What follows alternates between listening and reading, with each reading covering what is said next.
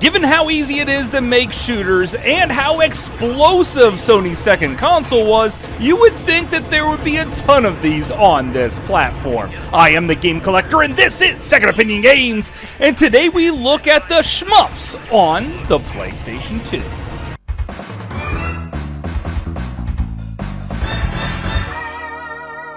Second Opinion Games.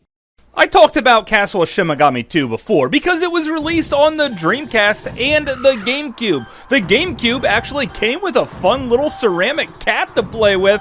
Okay, you can't really do much with it, but it is really cool to look at. And for the PlayStation 2, we got it as well. It's pretty much the exact same game. Basically, you pick between a bunch of different characters that have different shots and a super powered up shot, but your character moves a little bit slower. You also have bombs that are customized to each individual player, and you run through a vertical shoot-'em-up stage and then get to a boss that's a little mini puzzle in himself, and then you try to blow him up and move on to the next stage. What does the PlayStation 2 version have that the other versions don't? Well, how about those little cutscenes are in English right now? And the Castle of Shimagami series is known for hilariously bad dialogue. If you've ever played Castle of Shimagami 3 on the Wii, please do immediately again because oh my god, that dialogue is hilarious. So, do we get the same level of expert line giving here? I see a weapon with feeling. Of course we do. This is again super hilarious. If you want to jump past that, then you can jump into a boss rush mode and you just try to figure out the best way of taking down each of the opponents. This is still a very competent shooter, and I like the fact that I could actually know what the heck the storyline is this time around, even if the story doesn't make any sense and I still don't know what the heck the storyline is this time around. It's a very fun game. Then we have Gradius 3 and 4. Both these games are on the same card. If you never played a Gradius game, well then my god, what rock are you hiding under? You could pick in which form you want to power up your ship, and then you just pick up power-ups and slowly power up. I like to pick speed first. I also like having a little bit of missiles to take down some ground opponents. And then I start loading up on the options like crazy because that dramatically improves your firepower. However, one of the big downfalls of Gradius 3 is the fact that once you get hit, you blow up and die and have to start all over again with like no power-ups at all. And that makes the game pretty bad for the most part. Also, the graphics just aren't the best, but this was an arcade conversion. On Gradius 4, you see that the graphics have been turned up with some really cool metallic effects going on. You still have all of the same problems with the blowing up and dying and then starting back at nothing. So this is one of those games that I like to play just to power up, and once I die, well, you know what? I'm dead, and I just say game over from there and don't move on. The series has gotten pretty stale over the years, and I don't think they're gonna get any better.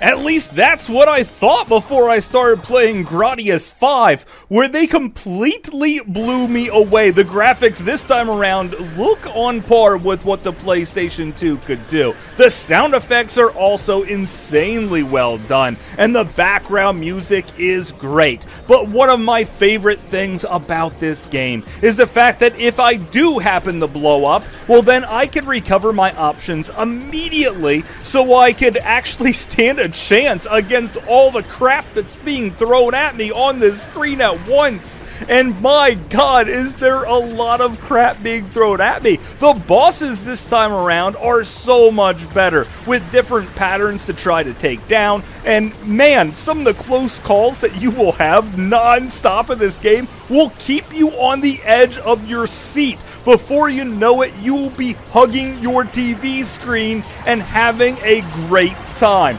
Sometimes I get a little too claustrophobic, and that really shines through in this game because I am just squirming, moving around just ever so slow.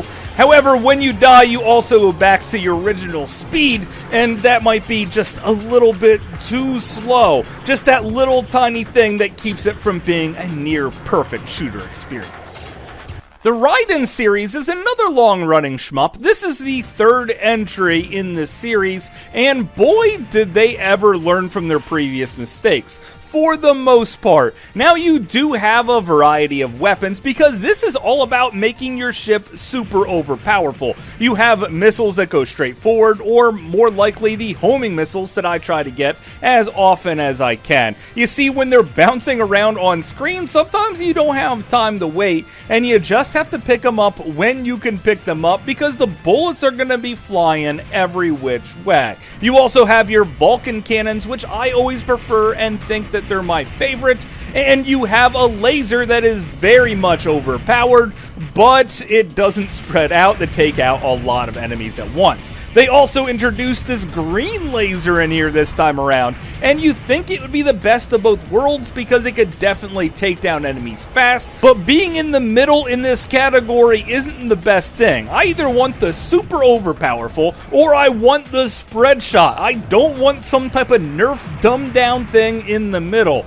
So I try to avoid it, but unfortunately, because bullets are covering the whole screen, I have to pick up what I can when I can. So I'm stuck without my homing missiles most of the game, and I'm stuck playing with this green thing way more than I ever wanted to. Why can't I just have my Vulcan missiles? In trying to give us a new way to play the game, they actually made it a little bit worse. But the worst thing about this game is the fact that your ship moves the slowest of any of the ships in any of the games we previously talked about, which is okay if the bullets are also moving slow, but that is not the case in this game. The bullets are coming at you fast and furious, so trying to dodge in between them is nearly impossible. Occasionally you can just drop your bomb and wipe some of the bullets away, but you're still gonna lose and be frustrated with this entire experience. Then we have Mobile Light Force 2. I had the original game on the first PlayStation, and that one was pretty fun. But when I started playing this, wait a second, this looks really familiar. That's right, this is just Castle of Shimagami 1 completely reskinned. What's up with that title screen, dude, by the way? This looks more like Charlie's Angels, the shooter, than like Castle of Shimagami. This was very deceptive and really kind of lazy. So when you play Castle of Shimagami 1, what can you expect? Well, pretty much everything that you got out of Castle of Shimagami 2. However, the graphics aren't nearly as good. This was an arcade conversion, and they seem to have stripped out the entire storyline. Not that it made any sense, but that was my favorite part of the entire game. Also, when you die and continue, you can't just change your character and try a new one unless you do the little trick where you unplug the controller and then plug it into the player slot 2 and then continue, and then you could try out a different character to see which one you like best. If you absolutely love this series in general, well, now that you could complete your trilogy with Mobile Light Force 2, aka Castle of Shimagami 1. Now, the PlayStation 2 also had a lot of those games where they just shove a whole lot of classic arcade games on one disc, with the Taito Legends and the Capcom Classics. But the only one I really want to talk about here is the Sega Classics Collection, because it has Fantasy Zone on it, and this is the first time I got a chance to play that game that wasn't on the Game Gear. That's right, the only other version I had was the Game Gear, and I was blown away by how much better this was over the Game Gear. Not that I really should have. This was, again, an arcade conversion, and it plays just like everyone loves Fantasy Zone. However, there is one major thing that I have a problem with this game, and that's the fact that the scoreboard covers up some of the background on the very top, so if you happen to fly in it and there's an enemy or bullet there, you will blow up nearly immediately. Also, when you buy something like a laser or 7-way shot, you have limited ammo, so then you have to be very conservative in how you play the game, or maybe just don't sink any money into these money pits at all. The bosses are huge and definitely fun to play, the graphics are bright and colorful, and this is a really fun game, especially because it's part of a much bigger game with a lot more things that I'd probably rather be playing than this. However, it is a shooter for the system, so it definitely counts. Unlike Heavenly Guardian, you see, when I research these games, I like to go to GameFAQs, and when I tried to find all of the shooters for the PlayStation 2, this one kept on coming up. This is not a shooter. Yes, it's an overhead run and gun game, and at first I thought it would be a twin-stick shooter, in which case I would have loved it. But no, you just face the direction that you're in and then throw your ice crystal things and try to collect stuff. I never really got past the first level in this game. Even though I absolutely love the art style, I really just find the controls way too awkward. When I played it on the Nintendo Wii, I thought that they had to have improved the graphics, but no, they were the exact same. Only this time you have to use the pointer functionality as the twin-stick shooter, and it makes it unplayable in every possible way. If you have to pick one, pick the PlayStation 2 game, but this is definitely not a shooter. Which brings me to my last game, Silpheed: The Lost Planet. This is also a bit of a long-running series, and one of the game's gimmicks is the fact that you could actually choose what weapon you put on each side of your ship. Now, you could fire those weapons independently, but most of the time you're going to be holding down the button that fires them both at the exact same time.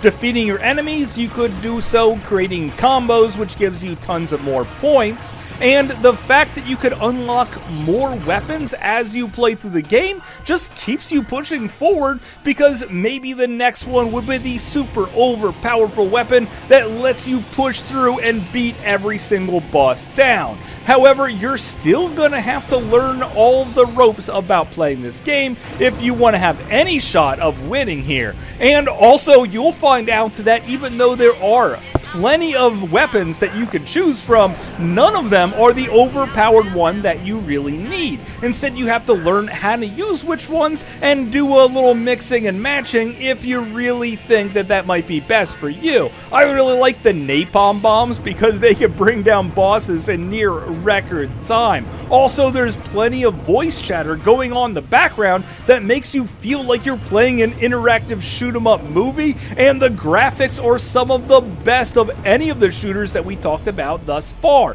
Also, it happens to be playing in full screen, and this happens to be one of the cheapest working designs games that you could possibly get your hands on, so the packaging and the instruction manuals in full color, and even really shiny at that, and looks totally beautiful. The whole game from start to finish is extremely well crafted, making it probably the very best shooter on the PlayStation 2. That's right, this is all of them that we got here in North America outside of some of those other collections that I was talking about, and I'm actually kind of flabbergasted here. I thought, given the popularity of the system, there would be a ton more of these, but sadly, there weren't. So I have to give my best shooter to working designs for Silpheed: The Lost Planet. But of course, that's just my opinion.